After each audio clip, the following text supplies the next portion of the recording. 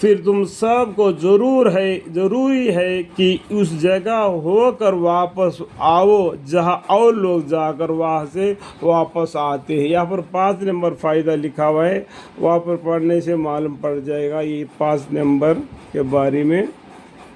کہاں پر لکھا ہے 3 واپس آتے ہیں، 4 جگہ 4 3 4 5۔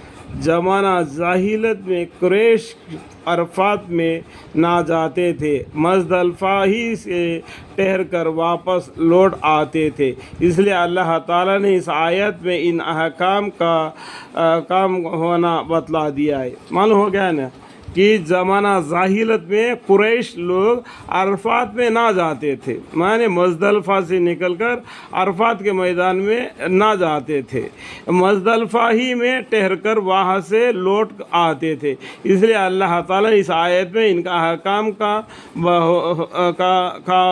ہونا بتلا دیا۔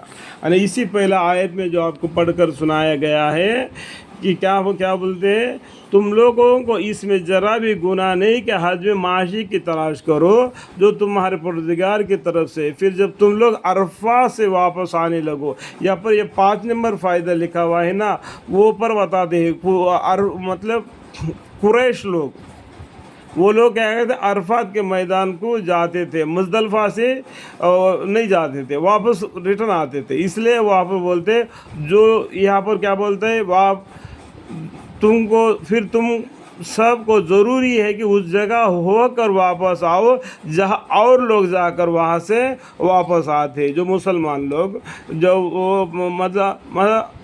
مزدلفہ سے جا کر شب کو قیام کر کو خدا تعالیٰ کو یاد کر کے آتے تھے، یہ مطلب ہے، ٹھیک ہے۔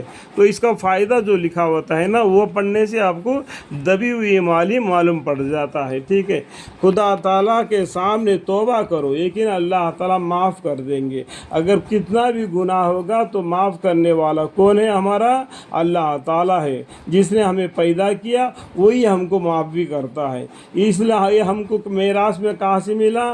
ہمیں حضرت آدم علیہ السلام سے ہی ملا۔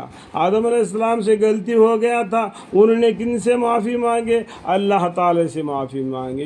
کس لیے؟ ان کو اللہ تعالیٰ نے پیدا کیا، ہم کو بھی اللہ تعالیٰ نے پیدا کیا، تو ہم سے جو بھی غلطی ہوتا ہے تو ہم اللہ سے معافی مانگنا، یا اللہ مجھے معاف فرما، یا اللہ مجھے معاف فرما۔ اس سے بڑھ کر کوئی دعا ہے ہی نہیں، اس دعا سے بڑھ کر کوئی دعا ہے ہی نہیں۔ مومن آدمی کے لیے سورہ فاتحہ الحمد شریف، اس سے بڑھ کر کوئی دعا ہے ہی نہیں، ٹھیک ہے۔